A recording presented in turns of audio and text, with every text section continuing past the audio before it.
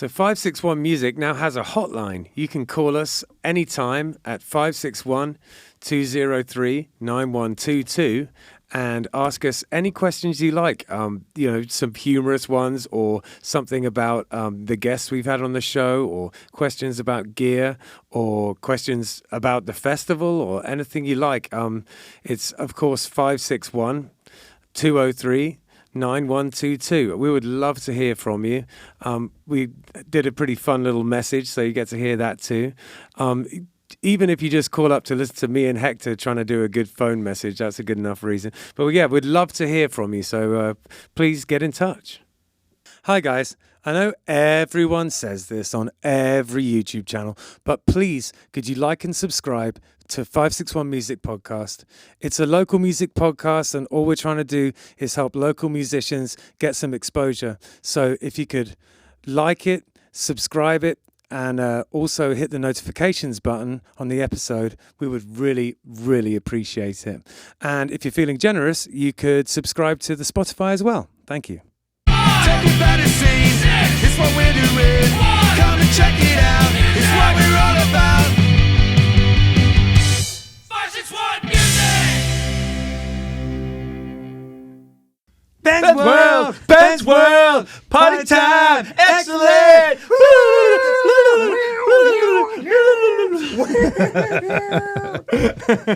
I am your excellent host, Ben Childs, and with me as always is Hector. Yeah, man. How you doing? I'm all right. 561 Music, in case this is your first time watching. And I got a Wayne's World hat, so I had to give a little tribute to it. Right. And that was terrible, but that's fine. So, what did we do this weekend? Played DAS, didn't we? We did. That was okay. So I gotta tell you a little story about DAS. I don't think I told you that night. So the last time we had played DAS, it was the Panthers semifinals or whatever, and so I was distracted watching the TV, as I sometimes do, and I was watching the sports on there and the hockey game, and it was fine. And then this time, I glanced over to see what was on. Obviously, it wasn't going to be hockey, but I glanced on to see what was going to be on. I was shocked to see the finals or the quarterfinals or something of what's the stupid game where they throw hurling? No, they throw the little sack onto the hell's that stupid thing? It's called I don't even know what it's called. I can't called. Remember now, but it's whatever it was. Cornhole. Cornhole. It was the freaking quarterfinals, like national quarterfinals of cornhole. Yeah. These people were like professionals with like sponsors on their shirts and stuff. What is wrong with America, man? Well, apparently one of the people who's best at it in the world has no arms as well, which is pretty amazing. I don't know, but like a lot of these people were from Florida, and it was really like making me sad.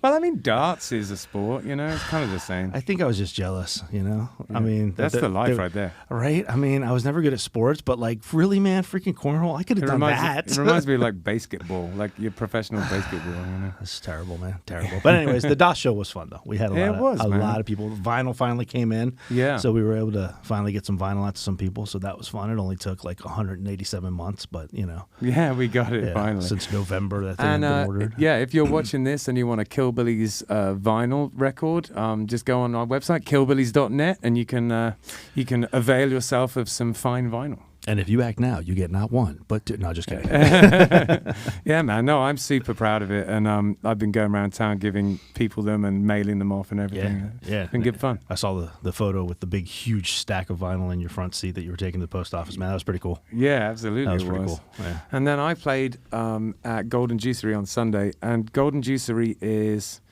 quite a unique gig, man. That place is super chill. The guy who runs it really nice. And they're going to do a little mini music festival for their like they've been open a year, like their first anniversary, and I'm going to be on that playing solo with a couple of other people. Jacob Tackers is playing it, and a couple of other guys. Yeah. Oh, sweet, man. Yeah, so it's kind of coming up. I think it's going to be in August. Sweet. Yeah, man.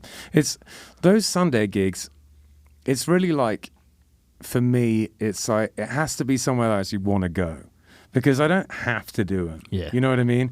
And so if it's not something that... It's got to be a chill, decompressed kind of from the weekend. Yeah, Yeah, exactly. It's not... I'm not there out of necessity. I'm there just because I want to get a bit better at doing solo stuff and all that. So yeah, I'm glad it's a fun one. And on the subject of that, I'm playing at Guanabana on Sunday. So if anyone's around, you should come check that out. But anyway, we have 33 lines with us today. How's it going, guys? Hello. That's good. Hello. All 33 of them. Hi. All 33 of them. We're here. Well, Thanks. the other 30 are outside in the corral. Yeah. Corralled up Hector was worried that 33 lines were going to Right, burst. I got scared. Listen. I was raised Catholic. I'm a Christian, so I was a little scared that 33 lines were going to come through that door. It does sound biblical. Right? So how come you guys are called 33 lines? I'm going to let you take that, Adrian. Oh my god. All right, so there's a couple of different reasons. The number one reason was because we had gotten together, we were creating music, and we're like, okay, well, we have to have a name. And Steven would come in almost every day with his band generator app, and he would throw out a million band names, and we'd be like, no, that's ridiculous. No. Steven would be like, these are the best. I don't know what you guys want from me. Blah, blah, blah. And Just like that, yeah. And then finally one day I was like, well, what about 33 Lions? And they're all like, no. And I was like, well, too bad. That's what it's going to be. Well, actually, you already told us the studio. I told the studio that's what our name Did was. it just come up from nowhere? Just kind of like out of the ether? So at the time, it was our first album that we had recorded. And I had written most of the lyrics on that. Oh, actually, all of the lyrics on that particular first one. album. And it was a huge part of my deconstruction. So, like, when I deconstructed my faith, I was 33.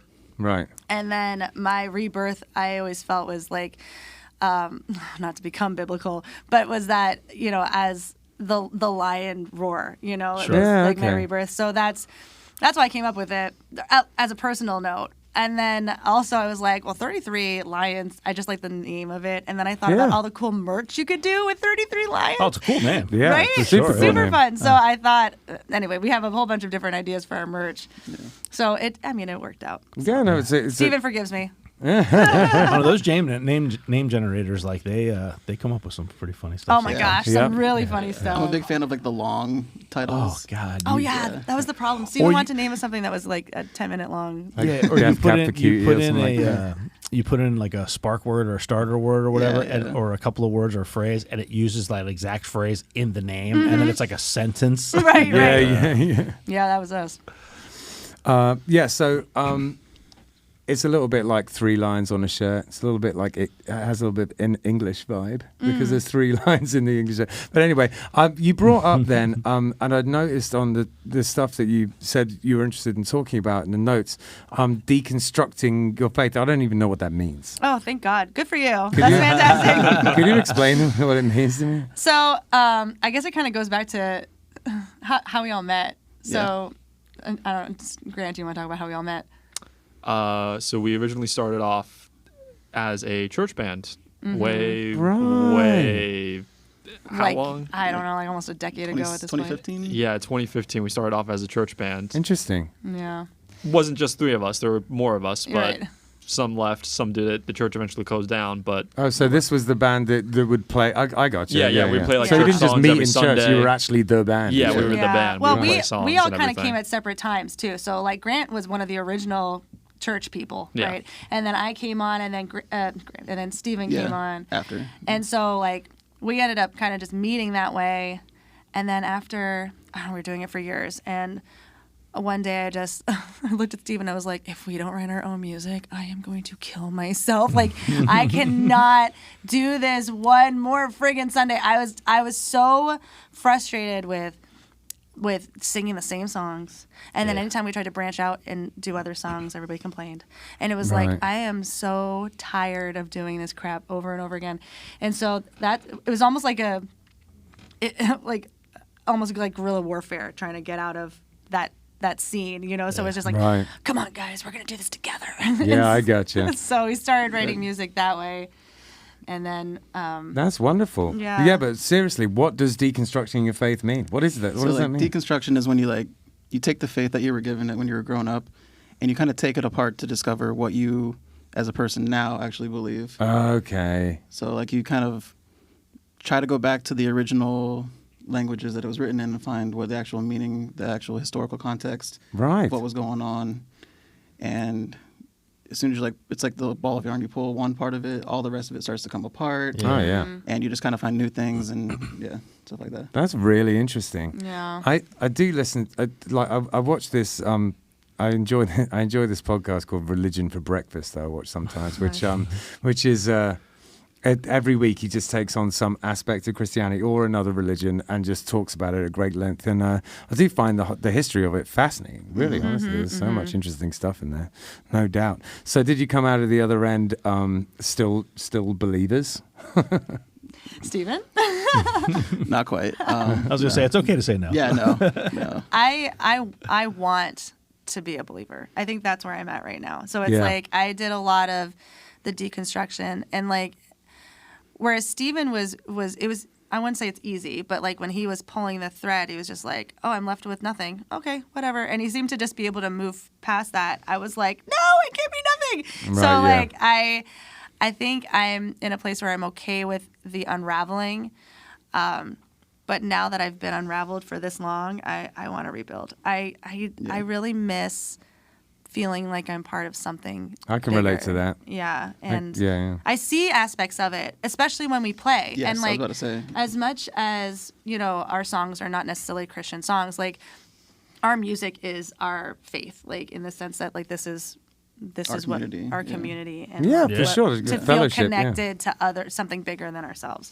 Yeah, no doubt. I get that. And it's really honestly the same for me. I don't know what I'd do with myself if it wasn't for music. That's all my friends are through music. Yeah. And all I do all day long is music. So in a way it is my religion. I don't know if it's necessarily tied to a higher power.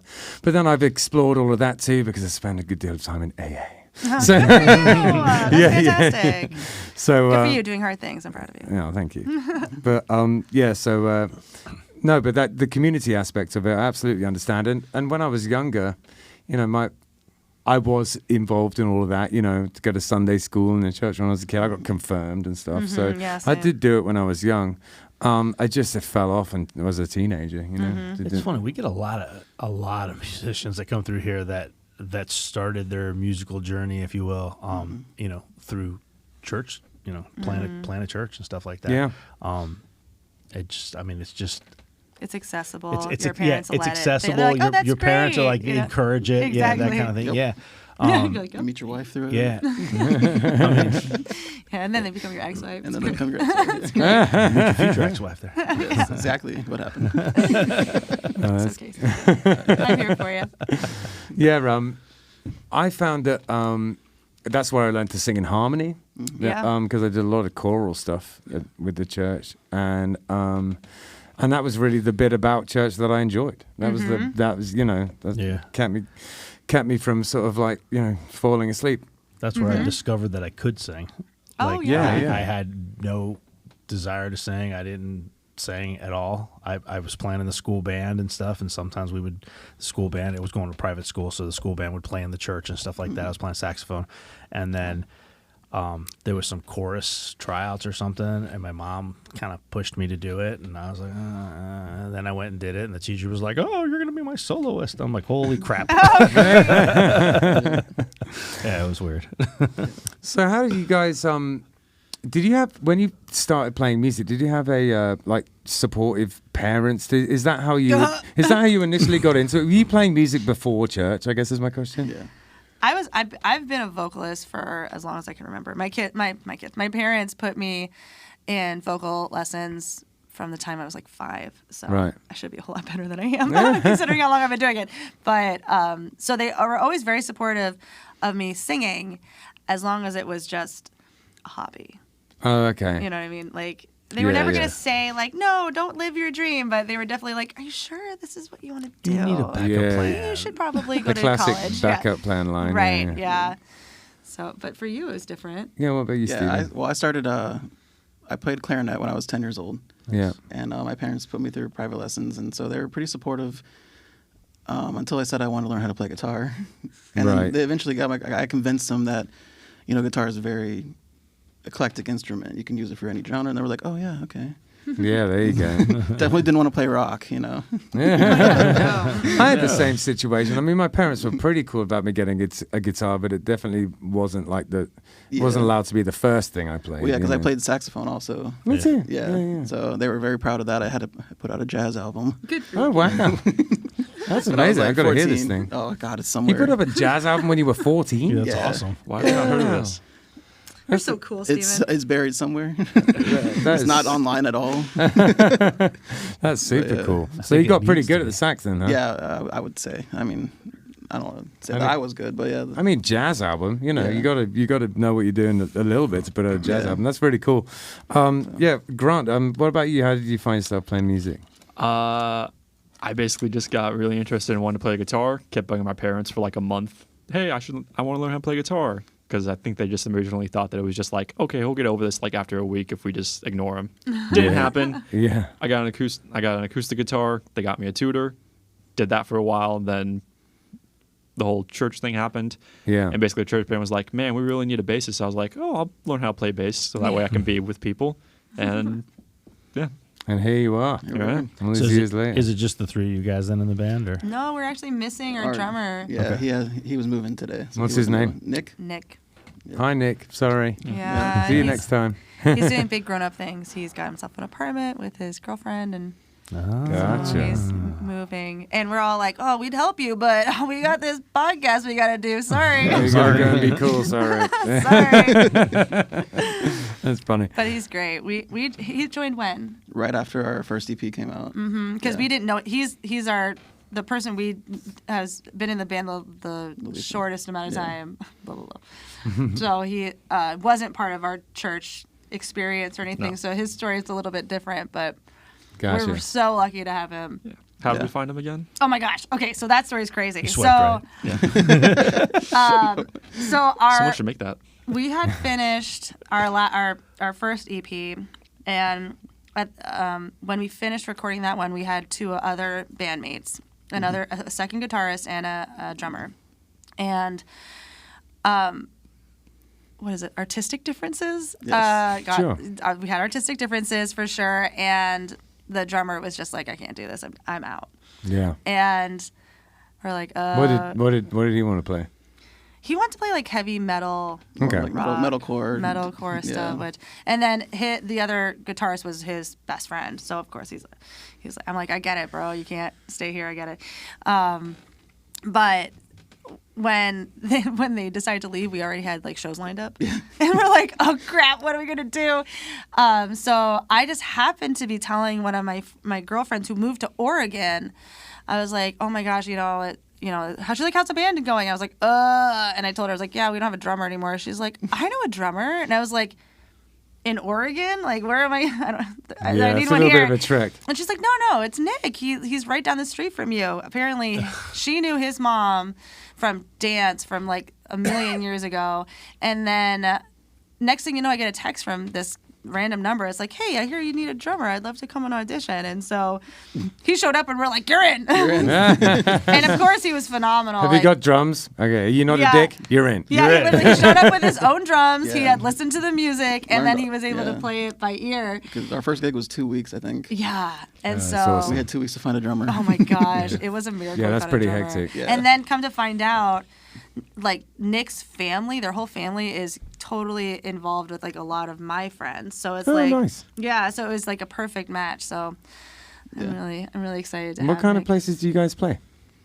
wherever they'll let us. We're allowed to play. Yeah, we play at Propaganda a lot. We played at Respectables a couple times. Yeah. Mm-hmm. Couple bars here and there. O'Malley's we played once.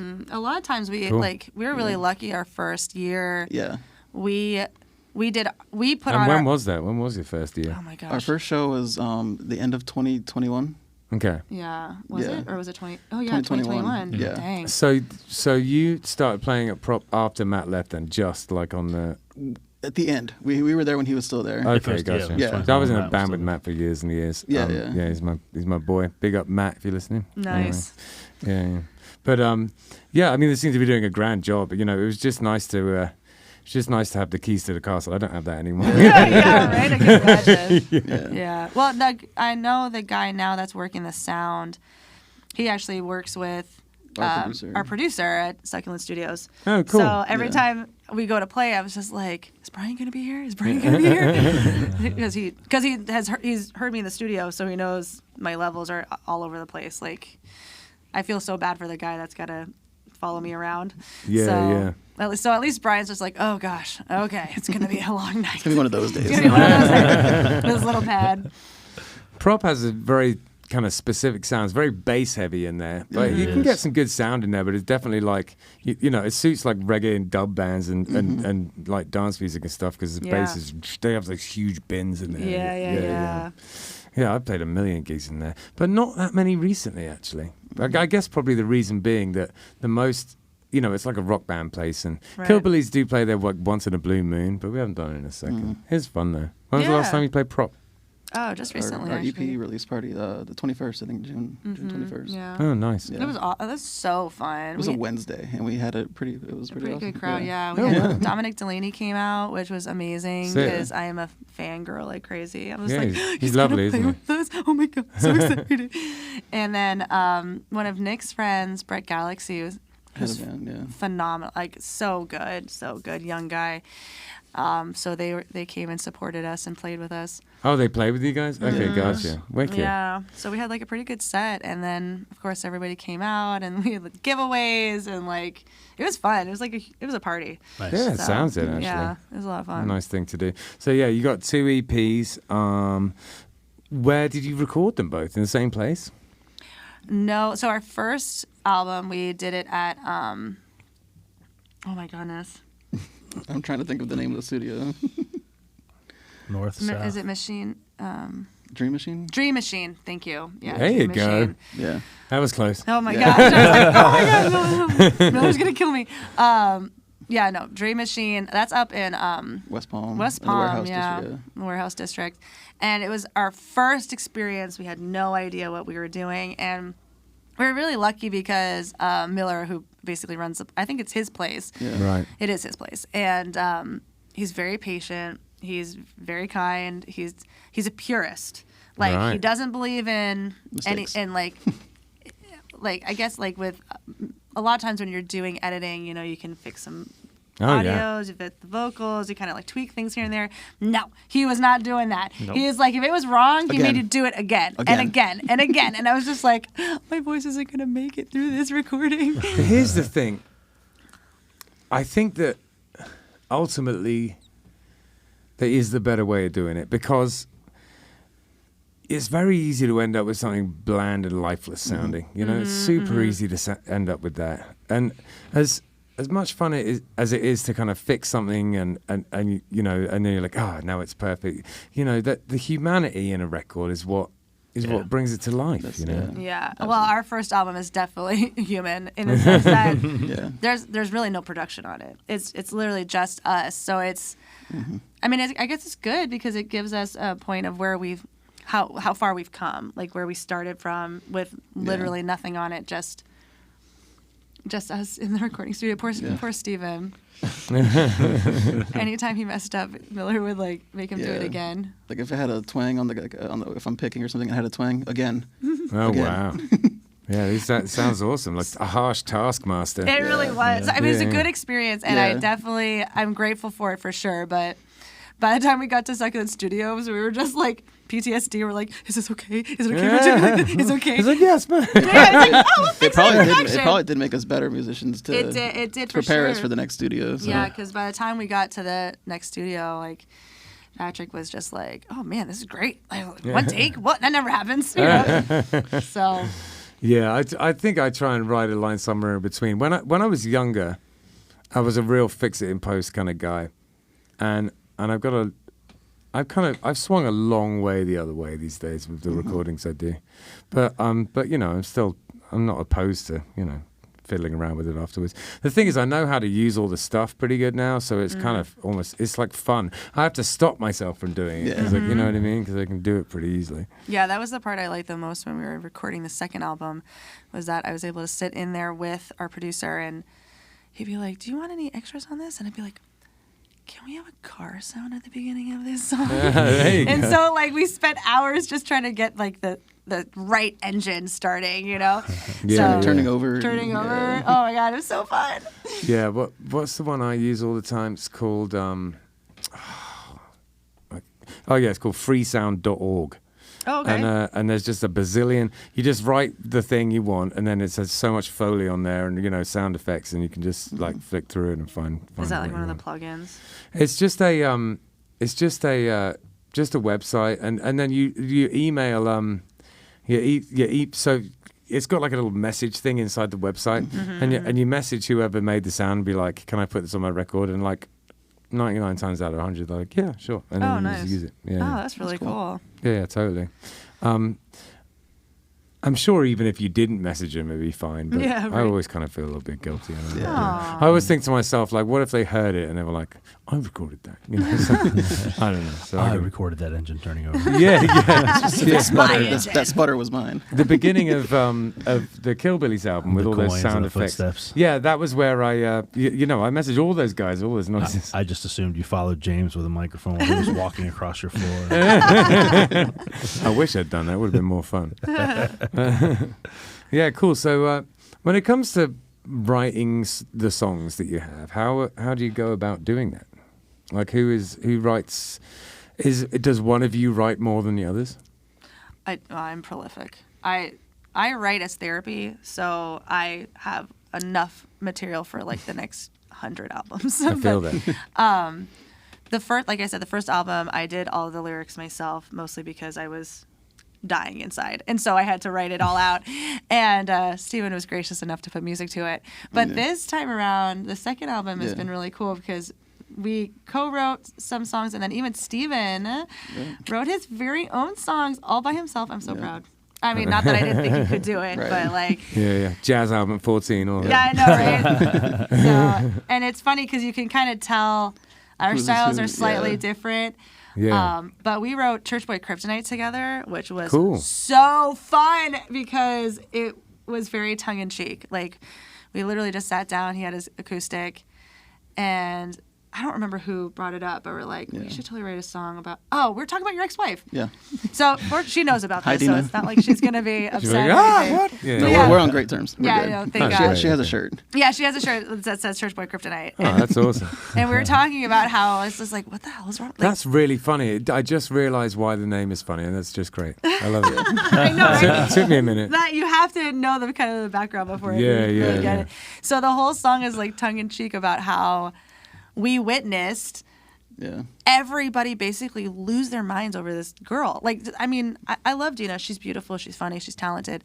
Yeah. But it's like, what the fuck? She got beer flavored nipples or something? I don't understand what the heck is going on. Like, people literally they were in awe of her. That's insane. What's her number? Exactly. Exactly. Yeah, shout out to Dina. She's the best. Yeah. And so we ended up writing a song that was both tongue in cheek about that experience, and then of course, poor Steven.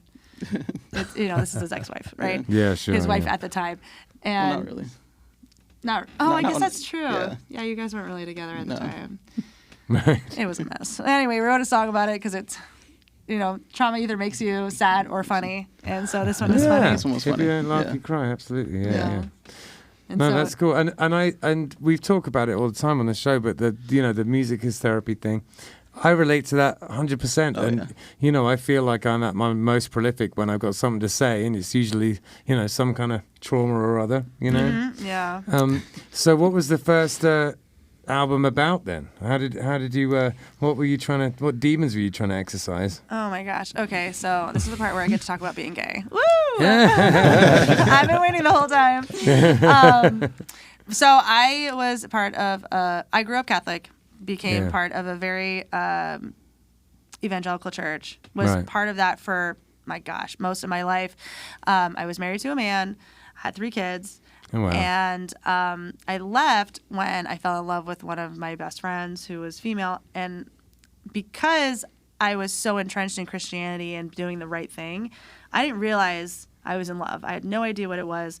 So, long story short, I basically imploded my entire life to be with this person. I mean, Right. there was other issues. It's not like it Sure. was just her, right? I mean, she was a huge catalyst, but in order to find myself. I employed my entire life in order to find out what it was that God really wanted from me.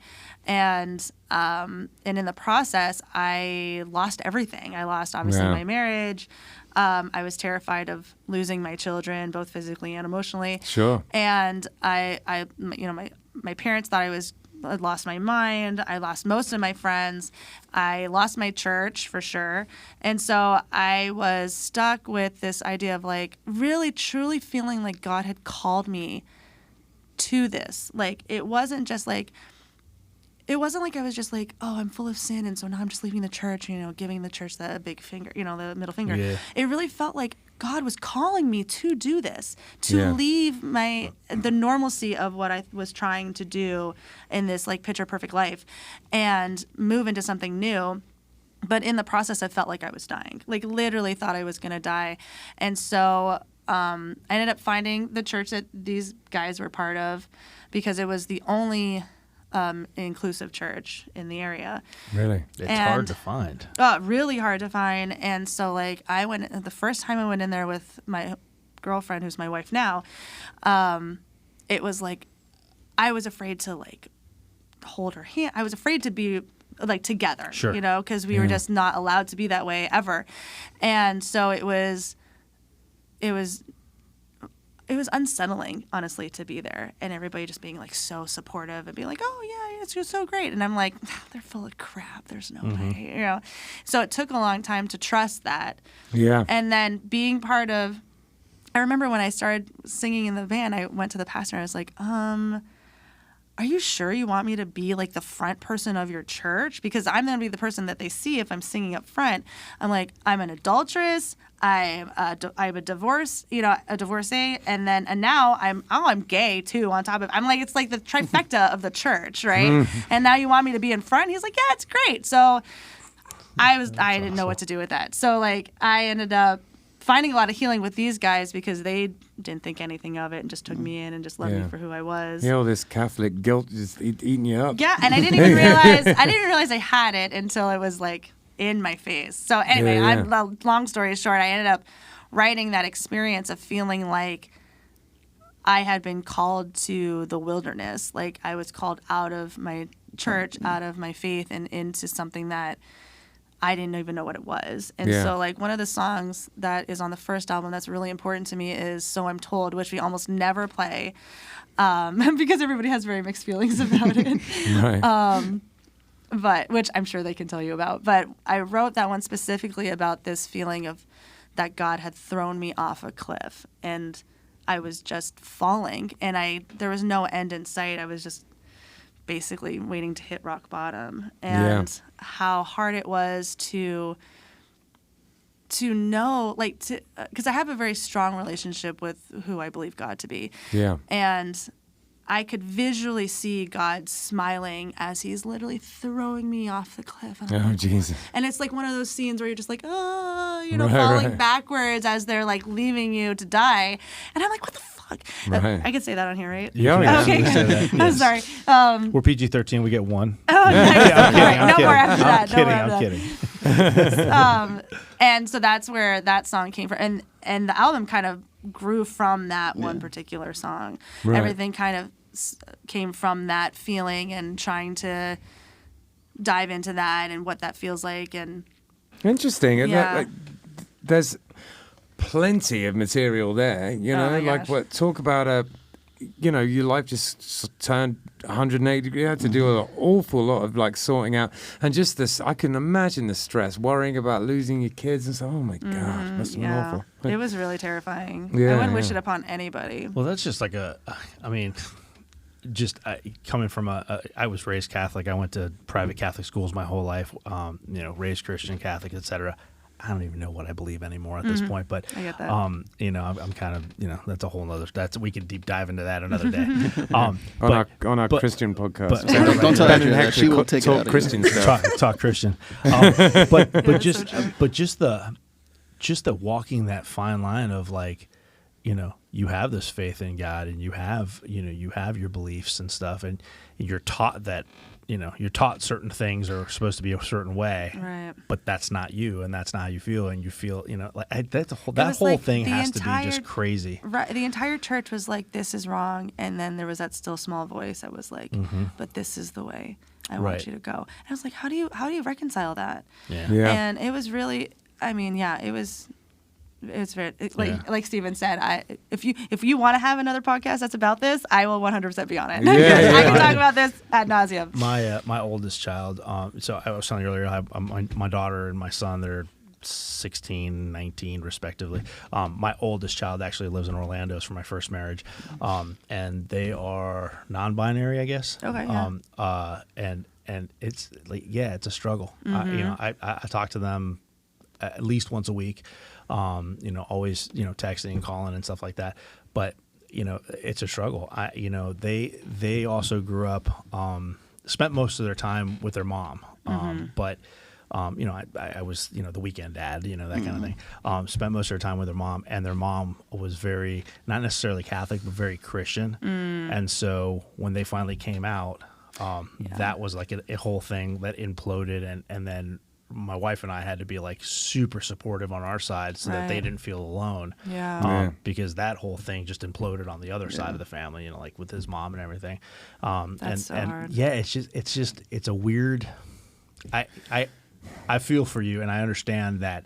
That it's just like that's a hard thing to do. Well, I think everyone has very, very strong views about this kind of thing until it happens to you or someone in your family, and then it's like, oh, it's just a real thing that you got to deal with, and just don't be a dick about it. But that's the thing. Everybody acts like it's like this big thing, and it's just people. Encompasses so many They're facets just of people. of who you are. Like when your faith is what you've been, how you identify Sure. yourself, and then something that truly identifies you contradicts that. Yeah. It's like, it's not just, oh, well, I'll just cover this up and it'll be okay. Yeah. It's like, it becomes like it's your conflicting. very soul. Yeah. And it's like, well, if God knows my very soul, how am I supposed to hide this? Sure. And it's, Sure. There's so much shame built around it, and there's so much anxiety, that it is a true struggle. So. Yeah, and it really makes me happy that you found an outlet and music to two things really. It makes me happy that you managed to get to where you are now in this place of in your truth, which is just inspirational, and congratulations. Thank you. And it is. I just feel She's like, inspirational. Keep going. It is. It is. Stop. Oh my you God. managed to. You did it. You didn't just you didn't just hide right. away there. You made it happen. Yeah. And the other thing is, that you have this outlet, music to be able to express your feelings, and that's what I love about music. Man, the main thing I love about music is the communication aspect of it, and the cathartic nature of it, Absolutely. Yeah. Well, like Ben said earlier, I mean, we've said it a million times on the podcast. Like, music is therapy. So, Right. so having all that to write about is very therapeutic. But also, you have material for 14 more albums. Oh, So- my Yeah, gosh, exactly. Yeah, like I Great. said, I am prolific. There's it's great. so much to talk about. No, it's great. And so yeah, when it comes to writing, then this is where all the material is coming from. Fascinating, honestly, is what in terms of the nuts and bolts. How do you actually go about writing songs? Are you sitting? Do you go to a practice room and kind of hash them out in a room together, or is it all like you've written it and then you kind of just go and sort of polish it? Like, how do you do A it? little bit of both. Right. So Adria writes most of the lyrics, and I write the music. Yeah. Oh, okay. So I'll just mess around with acoustic guitar. I'll record something at home and be like, hey, I got an idea. You want to get together next week and let's go through it? And so I'll just bring it to her and we'll play something. She'll be like, oh, I got lyrics to go with that. And that's pretty much how 90% of our songs come out. Yeah. It's nice to have a system, because then you can knock stuff out. I think we're overdue getting back on the case to write some Killbilly songs, and that's been quite a productive avenue for Hector and I. Is he's got I got these chords, and I go, I got these lyrics, and we just go go It's from there. it actually is literally exactly like that. I'll come to him and I go, man, I got this idea for this chord sequence, and and et cetera. And then he'll be like, oh, hang on a second. And he'll pull his phone out and he'll start scrolling, and he'll go, these lyrics will work. Yeah, right. That's exactly. That's exactly. Or how I'll it be works. like, yeah, like, oh, I have a theme. I want to do a song about this. Yeah, then- I'm like, oh, I got one of those. Don't worry, I got that. A coffee pot? Yeah, I wrote something about that. The best part now is that we've played D&D together as a group. And awesome. I love I know. We're so cool, right? I know. No, good. All about. I play D&D like once a week. Yeah. Do you really? Yeah. So Grant is our dungeon master, and so it's the three of us, and then a few other people that we know. And it's so funny because we're in our game, and me and Steven will sit across from each other, and every once in a while I'll be like, "This would be a great idea for a song." Yeah, right. Yeah, I've definitely written like themes for different stuff. I'm a bard in it, you know. Like, Same. I sing. Yeah. I even get the guitar out and like sing songs. I It's so much mostly fun. just drink, but I also sing. So there's that. Like a true bard. Like a true bard, yeah. Yeah. I No, mean, my it's- character does. I don't necessarily. It is a lot of fun, man. I Yeah, swear to I God, love it. Dungeons and Dragons is great because it's creative. I've never been a fan of like board games or anything like that at all. I'm not sure, you know, not that there's anything. I think they must be wonderful, but I just didn't. I think the competitive aspect of that I was never into. I'm not trying to beat anyone. I don't care. Oh my But- gosh, so true, yeah. Yeah. Yeah, but then because there's so much because this is really just making stuff up and having a good time and like world creating and stuff. It's a blast. I love it's it. so fun. And it's Yeah. great decompression, especially because like we noticed, especially during 2020, like we were only seeing each other specifically for music, you know, so it became very daunting where it was just like, oh, we have to get together for music, you know, and it's like we're losing so much of the joy of just being together. Like these poor guys are never allowed to leave me. They know far too much. Far too much. Don't ever leave me. I think playing make believe like that with Dungeons and Dragons, you do find out a lot about people. Oh my gosh. Yes. More than you want. More than you care to know. But yeah, so Grant kept bringing it up, and we're just like, we don't have the time. Well, I was saying, I don't have the time.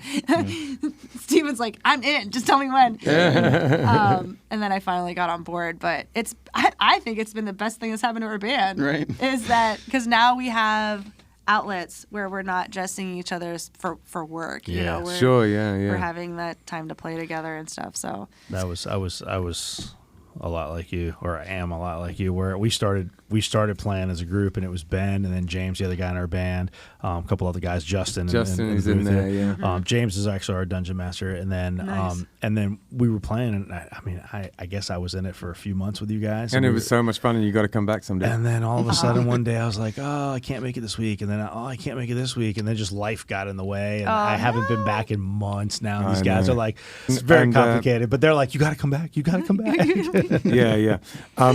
that's so funny. So yeah, he ended up becoming a vampire. Yeah. So he's right now obviously. he's a vampire. So when he comes back, he's going to be a vampire, gonna be which a is pretty vampire. fun. But, That's yeah. great. Don't get any ideas there, Grant. I can see the wheels turning. Wheels turning. I've already planned that for a few months. Oh don't my worry. gosh, it's so bad too because like we can tell he could be doing something completely opposite of D&D, but we can tell he'll just be like, He'll just get this look on his face and be like, and I'm like, stop trying to kill us in your head. Yeah. Stop it. That's James. James is always trying to kill you guys off. Yeah, absolutely. He gets upset if he can't kill you guys off. Yeah, totally.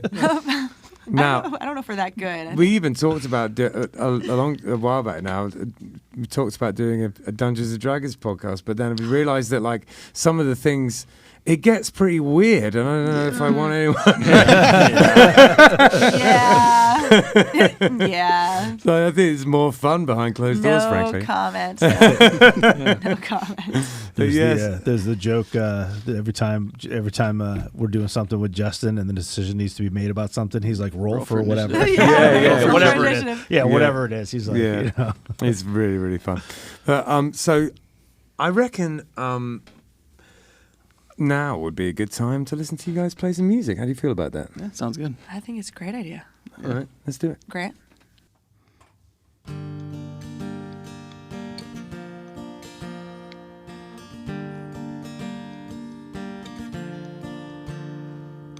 Your hair glides across your golden body, holding you close. My hands, they study every shape and line, as if it's our last time. Our last time. miss our nights, I miss our drives, I miss looking into your eyes, miss your touch, I miss our love, I miss being you and I, and now I'd do anything I could, but this is goodbye Hollywood. Oh, oh, oh, oh. Goodbye Hollywood.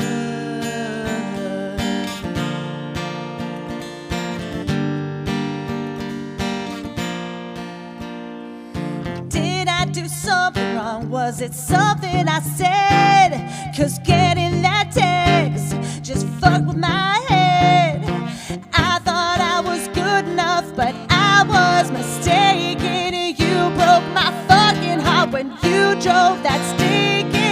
Miss our nights, I miss our drives, I miss looking into your eyes, miss your touch, I miss our love, I miss being you and I, and now I'd do anything I could, but this is goodbye Hollywood. I never got the closure I needed. As quickly as you appeared, you vanished again, but I'm setting this right for me. Fuck love, fuck this, fuck you.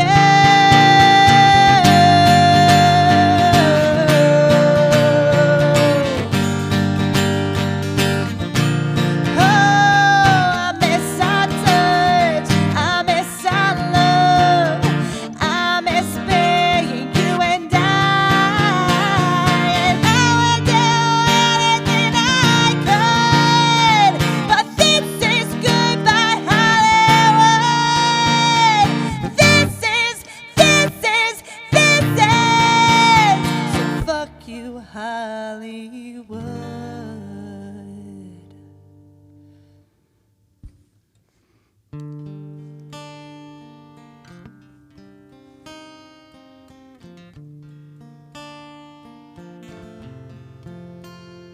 Echoed scream, I guess it's me, 'cause you're not here, and I'm frayed at the seams.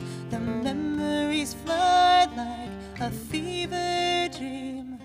I roll to the side of where you used to be. So I guess I'm late, so I ran downstairs, a quick glance back, and I'm halfway there, between where I am and where I've been. A different view, but the same old sin. I'm tired but running, I'm sad but I'm bright, I'm a little too late, so keep on that light. Think of the moment of walking to your porch. You left the light out front for me and it shined like a torch. And I traveled too far and I'm betting on fate, 'cause 14 years is a long time to wait. Work through my lunch so I don't sit idle. My brain stays turned off, the job's bitten bridle. I drive myself home, it's really not far, but still to this day I'm looking for your car. I think of the moment of walking to your porch. You left the light out front for me and it shined like a torch. And I traveled too far and I'm betting on fate, 'cause 14 years is a long time to wait. We will never be over, will never be undone. One day I'll try to get sober. I'm just getting older, a tired old soldier, still looking for you over my shoulder. I'm still looking for you, still looking for you, still looking for you.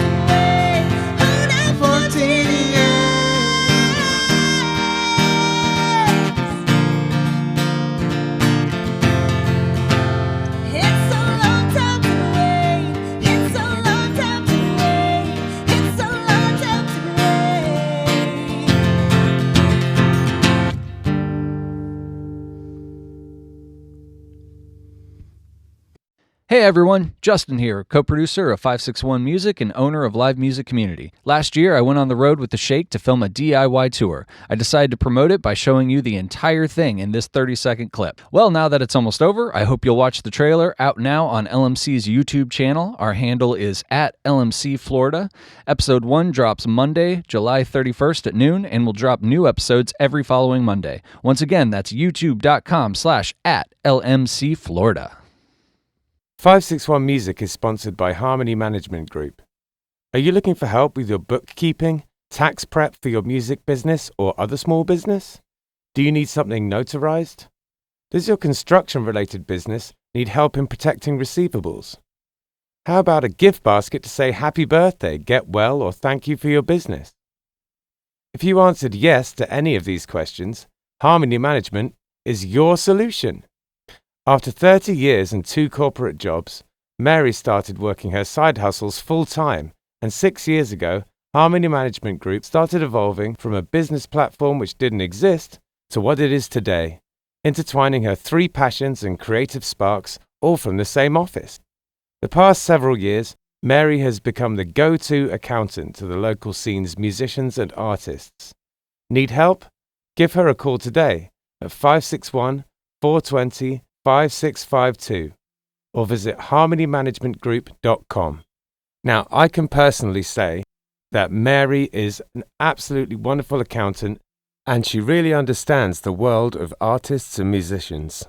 She's been a huge help to Killbillies, and we are so proud to have her as a sponsor because she really cares about the local music scene and the local art scene. If you need help with the paperwork side of any small business, Mary has got your back. Again, the way to get in touch with her is 561-420-5652, or you can visit harmonymanagementgroup.com. We are also sponsored by Oasis Root. Now, Oasis Root Carver Bar is in Seagrape Square on Indian Town Road, and it is a carver bar. If you don't know anything about carver, it's a Polynesian root that you grind up and you mix with water, and it has been in Polynesia for potentially thousands of years. It's an old thing that they used for kind of ceremonial and also sort of leisure purposes. It's meant to be something where, you know, that brings people together. You all take a shell of carver and chink them together and say bula and have it together like that. It's meant to be something to bring people together. It's has a kind of an effect, which is, I guess, a kind of a slightly warming effect. It just kind of makes you feel nice. It's not particularly intoxicating. It's not like drinking alcohol. So the atmosphere in a carver bar is sort of like a cross between a regular bar and a coffee house. It's pretty chill in there. You get all sorts of different types of carver bars. Some of them are more like a club, you know, there's sort of like blacklight and EDM playing. And some of them are more like a cafe. This is one of the cafe type of ones. It's It's super chill in there. If you're looking for somewhere to, I don't know, maybe go and do some work on your laptop or go and have a chat with friends, it's perfect for that kind of thing. There's a foosball table in there if that's your jam, or baby-foot as they call it in France. And Jim, the owner, is a really cool guy, and he has very kindly sponsored our podcast. So thank you very, very much for that, Jim. They also do a poker night in there, all sorts of things going on at Oasis Route Carver Bar. 561 Music is sponsored by Live Music Community. It's where we film the podcast that you're listening to right now, and it's also where I work. Gavin, Hector's son, was a student here for a long time, and in many ways he's the musician he is today because of the teachers at Live Music Community. We taught him not only about his instrument, but also about being in a band, and his band, Unemployed Youth, accomplished a lot of goals, mostly band etiquette, how to work together, and all of the nitty-gritty that goes into being in a band on a day-to-day basis. The student signs up for lessons, learns their instrument, joins a real band, and decides the direction it goes in. And we can take people from very young age, 6 or 7 years old, all the way up to 80. There's no age limit here. We've run an adult program for people who want to be in a band as adults, but really the main focus is on the kids and getting them playing together and in bands. We are also a studio, a live stream venue, and we can record audio or video. The Killbillies live album, Warts and All, was recorded here. It was recorded during a live stream that we did during COVID. Justin had a great idea to record live streams during COVID. A ton of bands came in, and it was a real success. But outside of that, we can record albums, we can help you with your EPK, and we have full audio-visual capabilities here. LMC is in Palm Beach Gardens on the northwest corner of Military Trail and North Lake Boulevard. It's north of the gas station, right before you get to North Lake on Military Trail. And if you go to livemusiccommunity.com, you have all the information you'll need right there. Thanks. All right, so we've just been listening to an ad about Live Music Community, which is, of course, where we are sitting right now. I know I say that every week, but it remains true. So do you have any advice for upcoming musicians, by any chance? My advice would just be to keep at it. Especially when you're transitioning from instrument to instrument. When I played clarinet and saxophone, and then I switched to guitar, it was extremely different. I felt like a little disheartened at first because I was, pretty adequate at both the other wind instruments, and then learning a whole new different style of instrument was a little bit jarring for me. Yeah. But then just keep at it and, practice. Yeah, keep at it, I would say, is the cornerstone of any advice that I would give to anyone. It's if the only difference between a musician and someone who isn't a musician is are you doing music. Right. So you just got to keep doing it. That's it, basically. Yeah. Another thing that I've learned too is that, we were really struggling with booking shows, because we are nobodies. And, you can get into your own head, just why would they want to even book us? Who am I? And blah, blah, blah. But if you just go into it with this attitude that everyone is really there for you, the music community down here is, it's twofold. It can be very difficult, but at the same time, everybody is extremely supportive. If you can find people who you can connect with, then they'll show up for you, which is it's so impressive when your parents don't show up, but these guys will show up. So it's totally. And I think Lake Worth as well is, it's quite the hotbed of creativity. There's a lot of people down there who do all sorts of different stuff. It's a cool place. At one point, very nearly moved there. I just didn't because life didn't go that way. But I've always found Lake Worth to be really cool like that. So much going on down there. Yeah. So it's been just. I guess the advice would just be to trust the process and just know that you do have a community. Whether. Don't get into your own. Get out of your own head. Yeah, totally. And that tenacity too. There's some people in the past who kind of got in touch with me about how do you get gigs? How do you do this? How do you do that? And just keep asking. Just keep trying to do it. Yeah, that's all you can do. Squeaky wheel, baby. That's it. Yeah. And then another thing too is be entertaining. Because I always find a vocalist is so run of the. I come from like a musical background, so like a musical theater background. Like this, like a female vocalist is so run of the mill. Like you can find them, they are a dime a dozen. But if you are giving it your all, that's what people want to see. Yeah. Like Yeah. anybody can do what it is that we're doing. Like there's nothing that we do that's special, but what we bring to it is that is our energy, like who we are as people, and we allow that to be seen when we play, when we perform, and I think that's the true gift that we can give people. I feel that, and you know, something that Hector said to me when he first joined the band was he saw us play.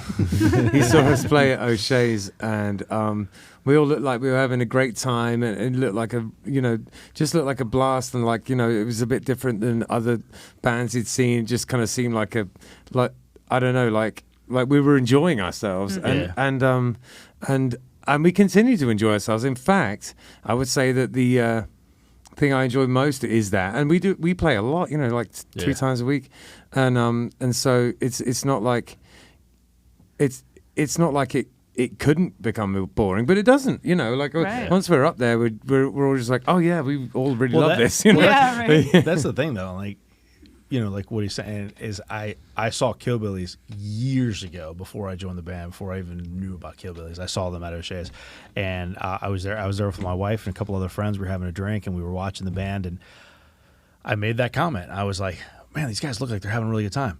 Couldn't stand the music. I'm not a like, you know, folk music, Irish music kind of guy. I'm not. Right. Couldn't stand the music. But I thought, like, I enjoyed watching them because they were having such a good time. And so I said to my wife, I'm like, I was in some cover band at the time that was just kind of, you know. And I said to her, I was like, man, I really want to be in a band like that. And she's like, these guys, like, you know, because of the music. And I was like, yeah, not the music necessarily, but like that kind of band. Fast forward, now I'm in the band. Now you're in the band. Yeah. I still don't like the music, but I love playing it. Like, I don't necessarily. He likes the music more than he lets on. I wouldn't turn on my radio and listen to this kind of stuff. I wouldn't. It's not my thing. However, I love playing it. I have so much fun, and I just have fun playing with these guys. Yeah, you know? Yeah. That's it. I think also that the way that we're quite, as like, you know, like folk Irish type bands go, the energy is more like rock, really. You know, like we do. Like punk or like exactly. A little bit. It's not necessarily folk punk, but it's the energy of it is. Yeah, totally. Yeah, and in the way we approach it, and because all of our backgrounds really are in rock. Yeah. So, you know, it comes across, I think, and especially, you know, now you're in the band, and it's been going in the direction that you want to take it in as well. You know, it just does, you know, stylistically through whoever's in the band. You know, that's what happens. And Hector didn't even play the stand-up bass when he joined, and now he's like slapping the thing like he owes him money. It's crazy. Like it owes me money. Love that. That's great. Yeah, absolutely, he's killing it. So. Can you tell us a little bit about the 2 songs that you just sang for us? Actually, one of them, Goodbye Hollywood. Yeah, Goodbye Hollywood, the first one we played. Is Steven. That's the one that Steven came to me, and he's like, I'm. Oh, here, why don't you tell it so I don't. It's pretty much, it's a breakup song. Pretty much, I just went through. They all are. Yeah. Of course. Yeah, it's a breakup song. I was very angry at the time, and you know, I just try to describe that feeling that I had and put words to it and put music that I felt good with it. And it was the hardest song, I think, to bring together, because it was the first song that I had literally nothing to, unless she's listening. Then there's a few angry things that were definitely mine, that I definitely said and that Steven did not. But I had no frame of reference. So he's just like, these are the lyrics, this is what I want it to sound like. And he would try to sing it for me. And then I was trying to sing it like how he wanted it. It was very difficult for me because I wanted to honor what he had come up with. You're trying to put his emotion into it. Right. And, So when it finally clicked is when I was like, when I really started personalizing it. Like, what would this feel like to me? And that's when it really started to kind of gain legs and become a lot more fluid. So right. So it was I would say it's the hardest song on the album, but to learn. But it became it's a banger. I think it's the one that people really connect with. So we're pretty proud of it. Yeah. God, I was listening to someone talking the other day, And they said because I say it's a banger all the time. Like I must say that exact sentence like 50 times a day. To the point that we had the working title of one of our songs was The Banger. Yeah. And then I heard someone say the other day, like, oh, it's a banger. And then he goes, oh, no, isn't that like, is that like not a cool thing to say anymore? And I was like, oh, no, am I old? And only old people say it's a banger? I just got really in my head about it. Like, oh my gosh, is that a thing? Yeah. Well, I think it's great. So I'm Okay, gonna good. use All it. right. You and me can carry on saying it There you forever go. then. Yeah. Those youngins don't understand. And then, so that, did we then talk about, no, we just talked about one of them, right? Yeah, just what was the the- other tune about? The other one is 14 Years. I wrote that one. It's actually based on the moment. So it's based on the moment that I told myself I was going to be able to stay in my marriage. And I was just going to wait. I was going to do what was best for my kids, because that's what they tell you. It's best for your kids to stay in your marriage. Right. And I was going to wait 14 years. And the moment my kids were 18, I was going to find her. And obviously, wow. I know, obviously that did not work out. But that was the song was written specifically about where I was, that mindset that I had, and that how hard it was to hold back. And just that longing of like, my God, I hope she's still there. Like, why would she wait for me? And it's just like that whole emotional arc of, can I stay here? What am I doing? And then like, why am I staying here? And It must have been it must have felt so trapped and like, and just, I can't imagine what that must have felt like. I can't imagine it. Trapped is a good word. Yeah. And the line where it's like, I'm still looking for your car. I literally recently stopped looking for her car. Like, she had an HHR, and for even after I had left my marriage and I had moved on and we had moved in together and things like that, anytime I saw an HHR, I looked to see if it was her. Like, I had trained myself to always look for that car. So it's funny, like, where trauma settles in your psyche, like these little things you don't really think about. You're just like, oh, there it is. But that for sure was trauma that I was just trying to express. So No, I remember there was a girl that I dated when I was younger who had just seemed to have this insane effect on me at the time, and I was still looking. I remember, like, if I'd see someone that looked a bit like her, for years afterwards, my heart would just jump into my throat. Mm-hmm. It's crazy how that kind of stuff affects you. Yeah. No, I get that. Yeah. We've all been there. Oh yes. I only love my wife and only my wife. Good for you. And Yes. that's it. And so if she's watching, that's it. Nothing ever makes me think of anything else. You have nothing to add to this conversation whatsoever. Nope, that's all. That's No. all. Actually, ironically, we've talked about this before. Everybody when they write music, they draw from their experiences and stuff. Mm-hmm. For whatever reason, I've been married 26 years. We've been together even longer than that. Every song that I write is a fucking breakup song. And I don't understand where that comes from. I don't know. It's not foreshadowing. At least I hope not. When these guys first met me, I only did happy songs. Like, I did not write. Remember that? You're like, these are crap, And Andrea. I only write sad songs. Yes, and so that's why I have that sticker on my the Dominic Delaney, like, sad songs make me happy. Good. Yeah. I was like, oh yeah, I get that now. I get it. That's pretty funny. No, absolutely. Really, so when you met them, it was just all like trees and flowers and clap, clap, teddy bears. I was still unicorns and trees and flowers and kittens. Wow. Puppies, yeah. I was still trying very hard to people please, and so I was still lying to myself about a lot of things. Unicorns are cool, though. Unicorns are all right. Yeah. Unicorns cool. Yeah, I mean, unicorns are always cool. I mean, So what do you guys got coming up? What's in the post for you guys? What's 33 Lines doing in the next couple of months? Take that? yes, please do, because I'm gonna mess that up so hardcore. August 12th, we have our first show ever at Black Flamingo Brewing Oh yeah, Okay. I'm super excited. Where's Yeah. that? in Cool name. Pompano. Okay. Pompano Beach. I have the Neat. list That's of a people cool who are name. playing with Yeah. me. Yeah. Is it like a venue or a bar? Is it kind of both?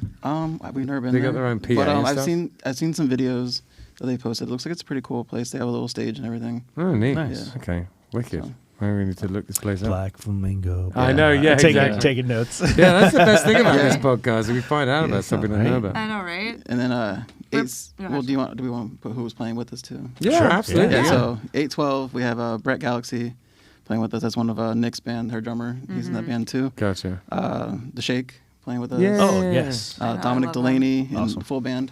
Yeah, Nice. wicked. Yeah, so they'll all be playing with us there. Love all and those then guys. 8/17, we're going to be at Propaganda Right. with the Ableist, Last Disaster, Brett Galaxy, and then possibly one other band. They're still getting back to us on that. 8/25, we're doing an acoustic show at Black Flamingo Brewing, Right, which is why Grant won't be there. which is why Grant won't be Unless there. you want to just come and support. Well, yeah, you can still come. Yeah. Don't come. I think I'm on vacation that week. I think you're out of town. Yeah. Yeah. That's why it's acoustic. And then we have Leah Simmons. I love her. She's cool. Dominic Delaney solo. Nice. Me and Adji are playing on acoustic set. You guys play with Dom a lot. That's cool. Yeah, and then Dominic Delaney, yeah, he's playing. I love him. And then Young I Fiction's fangirl. closing out that set for us. So Oh, they really? wicked. Yeah. So it's an acoustic set, but then Young Fictions? Yeah. Oh, that's actually pretty awesome. I Yeah, know, they're I'm gonna excited. they're gonna close out with a bang. Where was that? Yeah, That's yeah. at the Black Flamingo Black Black Brewing. Flamingo. Okay, Yeah. cool. Young Fiction have got one or two bangers. Oh, I just a little love bit. them. They're so good. Just one or two. Just one or two, Literally. yeah. No, they're amazing. We love Yeah, them. that's it. When we I saw just want to them- say banger again. Yeah, that's right. What did you say? Because you hung. So the last time, or the one and only time we were able to play with them. Yeah, we played at Tough Times. We've with tried them. to do it a couple times Yeah. since, but I had to go home because I had to go home to my kids. And Steven stayed, and he texted me. He's like, "Oh my god, these guys are so great. They're Yeah, they're sick. basically Yeah. like our alt ego." Yeah, we feel like we connect. Like their personalities kind of match ours. Yeah. So, Yeah, absolutely. I just wrote an Yeah. article about them actually, and the magazine is it was a little delayed, but it's just come out. I Just think. come out, okay. So I'll send that over to him, and I'll send it to you too. Yeah. Oh, that's Yeah, awesome. yeah. I write for this magazine called Livewire, which is like a music and arts and culture magazine in like a Brevard, like based out of Melbourne. Yeah, I think we follow it on our Instagrams. Oh, sick. Yeah. Yeah. So I've been writing articles for it. It's been a lot of fun actually. I've So cool. never done anything like that before this, and I don't know. It's like it's kind of exercising a muscle that like I didn't know I had. I'm enjoying it. Yeah, it's really cool. Yeah, totally, man. How do you get an interview on that? You send what me I a did there? DM. Slide Like, into can his I have an DMs? interview? All And right, I'll cool. go, yeah, and then we'll do it. Nice. All right, good. Cool. Yeah, wicked. So what we got happening, Hector? We Nothing. have Nothing. What? Nothing. So No. tomorrow I'm going to watch Annie Jr. at the Lake Worth Playhouse. Oh, how fun. I don't know exactly what it is. I thought Annie was already a junior. I don't know. Oh, you know what it is? It's probably Annie, but it's like a kid's play. It's the young Actors Guild thing or whatever they have at Okay. Lake Worth Playhouse. It's yeah. probably the Gotcha. half show because like a lot of times they don't do the full show because Yeah. it's too long, so Yeah. they like cut Right. it. All right, yeah, I'm going to that because my I have a brother-in-law and he's in a group called Sea Turtle Adventures, and I go hang out with him. It's a lot of fun. We do all sorts of really awesome stuff. Go to like water parks and go like things like go to Boomers and stuff like that. Nice. Now we're going to a play. It's I'm good. going to do something really similar tomorrow night too. I'm going to see Mudvayne. Are you serious? Yeah. Yeah. Oh, that'd be fun. Yeah. That's some serious bass I'm action. still on the fence yeah. about whether I'm going to that. Yeah. Oh, Mudvayne will be a good laugh. Yeah, well, we bought those The season pass? season Yeah, I pass. have that too. It's and it sucks because I bought the season pass and like everything's on a Thursday, Friday, or a Saturday, Yep. and I'm always playing out, so I keep missing stuff. So like Yeah. whenever I can, I'm like I have to go because I have to get my money's worth. Yeah. Yeah. I don't even have to like the band. I just have to go and sit and listen and Think I'll whatever. still be able to get a work. ticket to the Smashing Pumpkins? Oh, for sure. Okay, I'm going to go to that. Yeah, do a long thing. Yeah. Oh, wow, yeah. Smashing Pumpkins is when I was a teenager. I might actually was life. be. I Oh love my them. God, same. I Yeah. might actually. Same. You might actually be able to use my pass and just go with Kelly. Oh, really? I might be in Columbia for that. Gotcha. All right. Yeah, I'll Yeah. take your wife to a concert. Yeah. Nice. Yeah, I'll be in another country, and you're just gonna slide into a concert with my wife. I see how it is. It's fine. I got lyrics for that. fun. If that's cheating. I'm sure he does too. I mean, but in all seriousness, maybe that'll work. That Yeah, sounds like yeah. yeah, cool. And then so on Friday we're playing at the Kilted Mermaid. Love that place. Yeah, have you ever been to the Kilted Mermaid in Vera? No. Up in Where's Vero, that? Vero Beach. It's a cool Oh, place. Yeah, it's so the guy it's a couple who run it, and the guy is like he's kind of he's a musician, and he's obviously like a restaurateur as well, but like he's very into music, and he plays there, does an Irish kind of session on Sunday afternoons, but anyway, he's super into music, so he ended up, having bands play there a lot. Yeah. It's not a big place, but everyone who plays there, I mean, this sounds a little bit weird because we play there, but everyone who plays there is good. Like, they get like a lot of good people in there. That's great. Yeah, it's always a good time. I hear you guys are really good. It's not always, thank you. It's not always like a huge crowd there because it's not a huge place. Yeah. I mean, even if it's filled, it's not a ton of people, but it's always fun. It's always fun people that are like just want to be there to listen to music. That's awesome. Yeah, and it's kind of, I don't know, it's quite, for a Florida place, it just has this kind of bohemian vibe. It's kind of unusual. I don't know. Well, it's pirates and mermaids. I mean, who doesn't like that? Yeah, exactly. Great. Exactly. And then we got James and I are playing at the Square Grouper. Yep. The duo. Yeah, on Saturday from 3 to 6, and then is that in Port St. Lucie? Nope. There's two. There's one in Fort Pierce, and there's one here in Jupiter. Oh, okay. Oh, Jupiter. That's right. Yeah, okay. yeah. We're not in Jupiter, are we? Anyway, there's one near my house in Jupiter. It is Jupiter. Yeah, it is. Yeah, but we aren't currently in Jupiter. Yeah. And then we're playing at Paddy Mac's in the evening on this Saturday. So if you want to come and see Kilbillies proper, you should come to Paddy Mac's on Saturday night, and that's always fun. Always fun. Yeah, that's our local hangout, our local crowd. Yeah, exactly. We will have plenty of vinyl.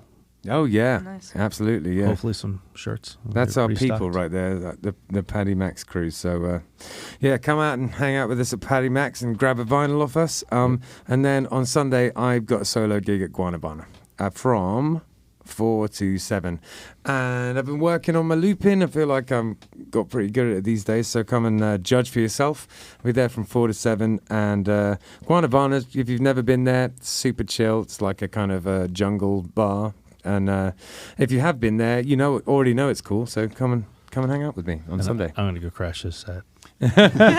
So Hector keeps threatening that I'm going to crash this set, but not in the back. Like, guess what I mean by that is like I offered Hector, if he wants to kind of get up, do a few songs because he's trying to like warm up to start doing his own solo stuff. Good for you. And he keeps going, I'm going to do it. It never does. I never.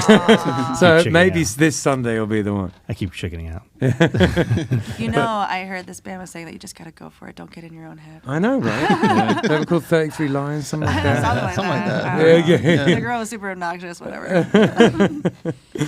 Well, listen, that couldn't be the further from the truth. You're all wonderful, sweet people, and very interesting, and with a story that was fascinating. And now I'm going to go back and listen to the songs with a little bit more inside knowledge. So thanks so much for coming on, and it's great to hear you got so many gigs coming up. Yeah, and that you play with all of our crew and all the people we know and love, like Dom, the Shake, and Young Fiction, and everything. It's fab.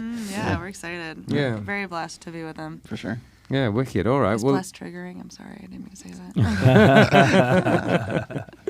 Yeah, wicked. Well, thanks so much. And is there anything we got to say before we get out of here?